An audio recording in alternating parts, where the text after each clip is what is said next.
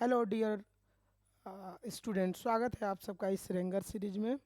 जैसा कि आप सबको पता है कि हम टॉप 10 एमसीक्यूज हर रोज़ शाम 7 बजे उपलब्ध कराते हैं यूट्यूब पर बिल्कुल फ्री।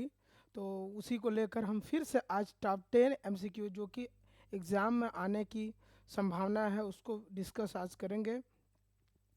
तो चलिए स्टार्ट करते हैं।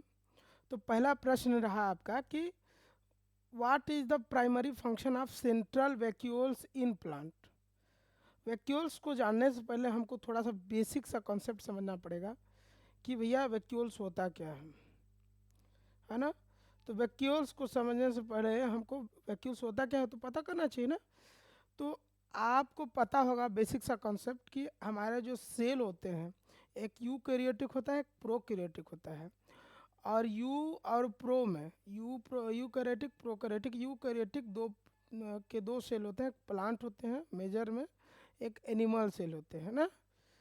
और इसमें अगर हम डिफरेंस करते हैं तो प्लांट और एनिमल सेल में डिफरेंस क्या देखते हैं हम कि इसमें ज़्यादातर चीज़ें तो पाई जाती हैं, लेकिन इसमें क्या नहीं पाई जाती हमारे एनिमल सेल में, वैक्यूल्स। वैक्यूल्स नहीं पाई जाती, जबकि प्लांट में वह पाई जाती हैं। और अगर इसमें पाई जाती है तो बहुत छोटी छोटी, यानी छोटी, बहुत छोटे आकार की पाई जाती हैं। उसका कुछ ऐसा रोल देखने के लिए बहुत कम मिलता है। और प्लांट में बेसिकली वैक्यूल्स जो होता है 90% ऑफ स्पेस कवर करता है। अगर ये सेल है प्लांट का तो आप देखेंगे कि 90% कवर करेगा कौन, वैक्यूल्स। तो उसी की बात कर रही है कि what is the primary function of the central vacuoles in plant. क्या फंक्शन है, प्राइमरी फंक्शन क्या है। तो इतना भारी सा है, 90% कवर करता है, तो क्या करता होगा आप कमेंट बॉक्स में बताइए। कि डीएनए का रेप्लिकेशन करेगा, storage of enzyme for digestion करेगा, कि मेंटेनिंग टर्गर प्रेशर करेगा, कि कन्वर्टिंग सनलाइट इनटू एनर्जी। तो आप देखेंगे इस प्रश्न का उत्तर जो होगा, सही उत्तर जो होगा आपका आपका जो होगा टर्गर प्रेशर वाला होगा। क्यों? क्योंकि यह स्फीति दबाव जो प्रेशर बाहर से पड़ता है ना सेल वाल पे, उसको क्या करता है, बना के रखता है, ताकि अंदर जो हमारे सेल के ऑर्गेनिज्म हैं, सेल मेम्ब्रेन बाउंडेड ऑर्गेनिज्म हैं, उन पर प्रभाव न पड़े, अंदर के जो लोग हैं उन पर प्रभाव न पड़े। तो इसका ऑप्शन सी करेक्ट होगा। चलिए तो आगे बढ़ते हैं। इसमें थोड़ा सा देखते हैं कि वैक्यूल्स कोशिका द्रव साइटोप्लाज्म में मौजूद, अभी बताया हमने, झिल्लीबद्ध कोशिका अंग है। कोशिका का अंग है भाई, कोशिका ये सेल हो गया, इसके अंदर रहता है तो उसी का अंग है। और इसमें विभिन्न पदार्थों से युक्त जलीय तरल से भरी होती है, मतलब वाटरी, कुछ वाटर जैसे कुछ तरल पदार्थ रहता है। वैक्यूल्स का अर्थ है खाली स्थान। ये विभिन्न पदार्थों के भंडारण और निपटान में मदद करता है। कोशिका को जीवित रहने के लिए आवश्यक भोजन, अन्य पोषक तत्वों का भंडार, बेसिकली क्या करता है, फूड और न्यूट्रिएंट्स, भोजन, फूड, न्यूट्रिएंट्स, तत्व जिसको बोलते हैं, उसका ये क्या करता है, स्टोरेज करता है। और हमने बताया 90%, 80 से 90% कवर करता है। और जंतु कोशिकाओं की तुलना में बड़ी कोशिका होती है, वो प्लांट में पाई जाती है ना। और स्फीति दबाव जो अभी बताया उसको बनाए रखती है। ठीक। और एक चीज़ और, वैक्यूल्स मान लीजिए हमारा सेल हो गया ना, इसके ऊपर भी तो कुछ होगा जो इसको प्रोटेक्ट करता होगा वैक्यूल्स को। तो इसके ऊपर जो वैक्यूल्स के लेयर को प्रोटेक्ट करता है, जैसे हमारे सेल में अगर जन पादप कोशिका की बात की जाए तो सेल मेम्ब्रेन के ऊपर सेल वाल रहता है। तो उसी तरह वैक्यूल्स के मेम्ब्रेन के बाहर एक लेयर होता है जिसको हम बोलते हैं टोनोप्लास्ट। तो आगे प्रश्न मिलेगा आपको, टोनोप्लास्ट इसको बोलते हैं, है ना। तो इसको याद रखिएगा। तो देखिए आ गया प्रश्न का, विच मेम्ब्रेन सराउंड द वैक्यूल्स। तो इस प्रश्न का उत्तर आप क्या करेंगे, कमेंट बॉक्स में लिखिए, ताकि जाने आपको कंफर्म हुआ कि नहीं। प्रश्न नंबर 2 का उत्तर आप अपने कमेंट बॉक्स में लिखिए। चलिए अगला प्रश्न, which organism maintain turgidity and rigidity of plant cell, है ना। अब बेसिकली क्या पूछ रहा है कि प्लांट सेल में कौन सा अंगक स्फीति और कठोरता को बनाए रखता है। तो अभी जस्ट हमने डिस्कस किया था, आपको आपके आपको एकदम माइंड में घुसा दिया था कि जो इसका होता है भाई, इसका क्या होता है, वैक्यूल्स के लिए जो रिजिडिटी, टर्जिडिटी और क्या करता है, रिजिडिटी कठोरता को कौन मेंटेन करता है, जो 90% भाग हमारे प्लांट सेल का कवर करता है, क्योंकि प्लांट की बात कही जा रही है ना। अगला प्रश्न देखते हैं कि what is the primary found in the vacuoles. Vacuoles में क्या होता है, क्या होता है बताइए आप लोग। सेल सेप पाया जाता है कि न्यूक्लियोप्लाज्म पाया जाता है, साइटोसॉल पाया जाता है कि राइबोसोम्स पाया जाता है। अगर प्लांट सेल की बात करें तो ये हमारा प्लांट सेल, इसके ऊपर सेल वाल हो जाएगा, फिर नीचे हो जाएगा सेल मेम्ब्रेन हो जाएगा, और इसके अंदर हमारा वैक्यूल्स होता है, आपको बताया 90% कवर करता है भाग को। और इसके लेयर को कौन लेयर पर कौन रहता है, टोनोप्लास्ट रहता है, और इसमें जो भरा हुआ होता है ना उसको हम बोलते हैं सेल सेप, कोशिका रस, कोशिका रस, क्योंकि वाटरी हमने बताया था वाटरी जैसे कुछ रहता है, फ्लूइड तरल पदार्थ जैसे। और यह जो बाहर में रहता है उसको हम बोलते हैं, क्या बोलते हैं, साइटोसॉल बोलते हैं, साइटोप्लाज्म, जिसको हम साइटोप्लाज्म या साइटोसॉल भी बोलते हैं इसको। और जो न्यूक्लियस, अगर हम एनिमल सेल की बात करें तो जो हमारे न्यूक्लियस में रहेगा उसको न्यूक्लियोप्लाज्म बोलते हैं। तो बात कर रहा है प्लांट की, वैक्यूल्स की बात कर रहा है तो उसको बोलते हैं हम सेल सैप, और इसको कोशिका रस भी बोलते हैं। तो बेसिकली हमारा जो उत्तर होगा कोशिका रस करेक्ट होगा इस प्रश्न के लिए, है ना। चलिए अगला प्रश्न देखते हो, which of the following organism found only in plant cell and algae. तो पूछा क्या है कि इसमें से कौन सा कोशिका अंग है जो कि केवल पादप कोशिकाओं और शैवालों में पाया जाता है। Mitochondria, plastid, ribosomes, Golgi complex. केवल पूछा, ओनली ओनली केवल प्लांट में पाया जाता है। तो हम देखेंगे इसका जो प्रश्न होगा बी होगा। क्यों, क्योंकि क्या ये केवल पादप कोशिकाओं और शैवालों में ही पाया जाता है। प्लास्टिड का रोल बेसिकली क्या है हम आगे देखेंगे, आगे के अभी पीपीटी में देखेंगे कि प्लास्टिड जो होता है एक दोहरी झिल्ली होती है, हमारे जो प्लांट सेल या किस में पाया जाता है, कवक में पाया जाता है, जो भोजन का संश्लेषण और भंडारण करने में शामिल होता है। बेसिकली आपने क्लोरोफिल का नाम सुना होगा।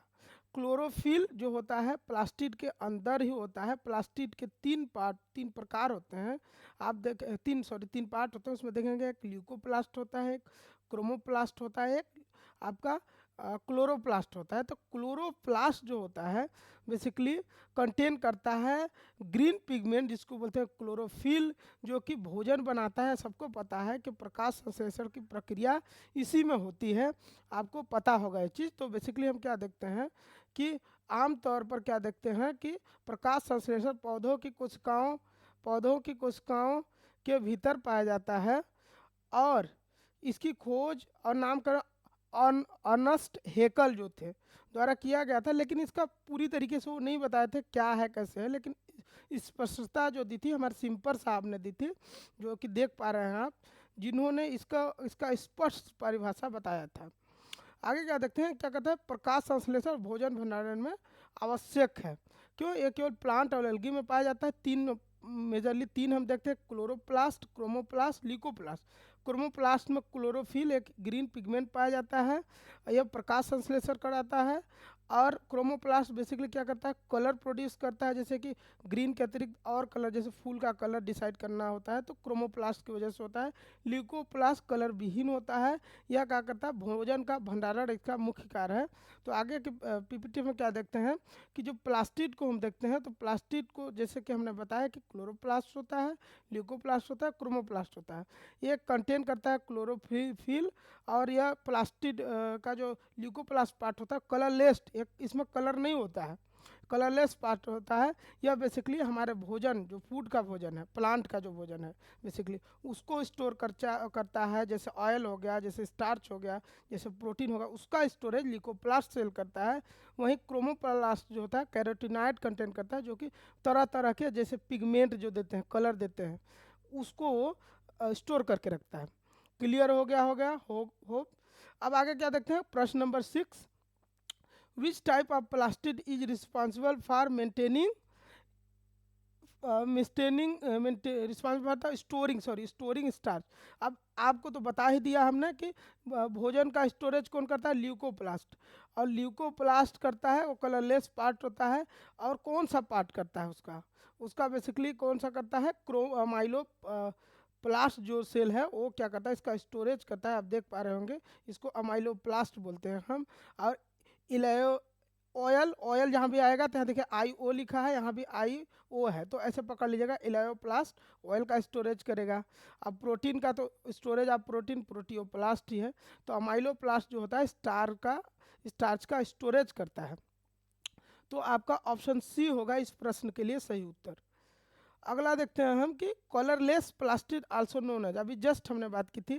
क्रोमोप्लास्ट तो कलर होगा इसमें, और क्लोरोप्लास्ट में हमारा क्लोरोफिल जाएगा, वो भी कलर पार्ट है। बेसिकली हमारा जो ल्यूकोप्लास्ट होता है वो कलरलेस होता है। ये चीज़ आपको सही से पता चल चुका है, आपने प्रीवियस पीपीटी में देख लिया है। कोशिका झिल्ली मुख्य रूप से किन दो घटकों से बनी होती है। अब आप लोग बताइए, कोशिका झिल्ली यानी जिसको हम बोलते हैं प्लाज्म मेम्ब्रेन, प्लाज्म मेम्ब्रेन किसमें होता है, बहुत क्या होता है, जंतु और पादप कोशिका दोनों में होता है। और बेसिकली किससे मिलकर बना होता है, लिपिड एंड प्रोटीन का बना होता है। अब आगे हम कैसे देखेंगे इसको, चलिए देखते हैं कि जो हमारा प्लाज्मा मेम्ब्रेन का एक बेसिक सा स्ट्रक्चर आप देखिए, जिसको सिंगर और निकोलसन नामक एक वैज्ञानिक थे, एक साइंटिस्ट थे, इसका मॉडल दिया था। उन्होंने क्या बताया था कि जो हमारा सेल है ना, सेल मेम्ब्रेन है ना, जिसको बोलते हैं कोशिका झिल्ली, वो हमारा दो लेयर का by layer of phospholipid, by मतलब दो, लेयर मतलब दो ठो लेयर है, तो बेसिक सी चीज़ है। दो लेयर ऑफ मतलब दो ठो जो लिपिड की जो लेयर होगी दो ठो होगी।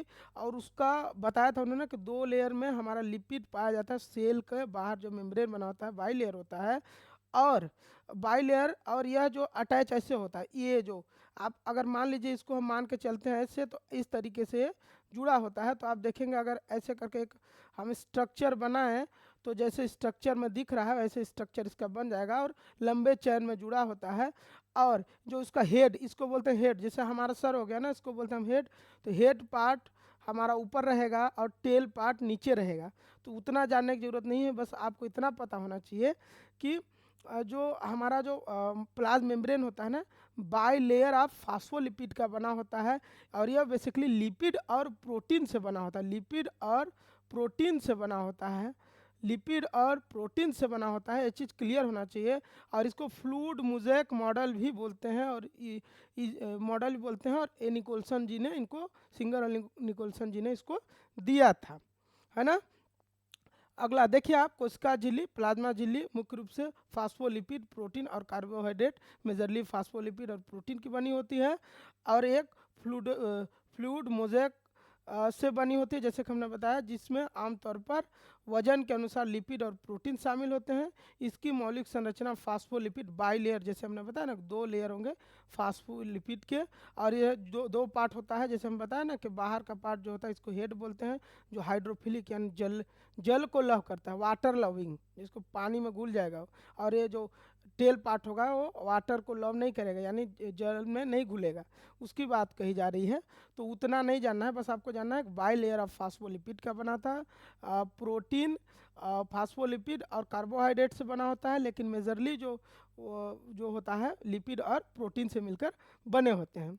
और निकोलसन जी ने इसका सिद्धांत दिया था, सिंगर और निकोलसन जी ने इसको तरल मोज़ेक प्रतिरूप या फिर फ्लूइड मोज़ेक मॉडल कहा जाता है। इतना क्लियर होना चाहिए, है ना। आगे देखते हैं हम प्रश्न नंबर 9, कोशिका झिल्ली की संरचना को समझने के लिए कौन सा मॉडल सबसे उपयुक्त है। तो इसमें तो बताना जरूरी है नहीं, अभी जस्ट आपने पढ़ा कि सॉलिड मॉडल नहीं होना होगा, लॉक एंड की मॉडल इंजाइम वाला हो गया, अभी पढ़ेंगे आगे आप। Fluid mosaic model is the correct answer. इसमें आपको बहुत ज़्यादा दिमाग लगाने की ज़रूरत नहीं है, अभी जस्ट आपने पढ़ा, है ना। कोशिका पादप कोशिका भित्ति मुख्य रूप से किस जटिल कार्बोहाइड्रेट से बनी होती है।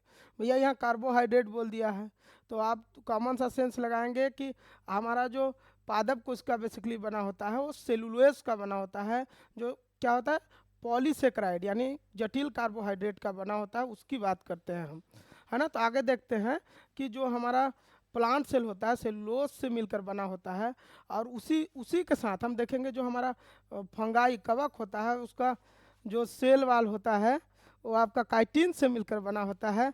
साथ में अगर बैक्टीरिया की बात करें तो उसको वो जो बना होता है आपका पेप्टाइडोग्लाइकॉन से, इसको म्यूरिन भी बोलते हैं। क्या बोलते हैं? म्यूरिन भी बोलते हैं, है ना। तो अगला और लास्ट प्रश्न आप देखेंगे कि फंगाई कोशिका भित्ति निम्नलिखित में से किससे बनी होती है। तो ये प्रश्न आपके लिए, कमेंट बॉक्स में आप लोग बताइए कि प्रश्न नंबर 11 का ए होगा, बी होगा, सी होगा, डी होगा, है ना। चलिए, तो बस इतना ही था। Thank you so much. मस्त रहिए, स्वस्थ रहिए, एंजॉय कीजिए।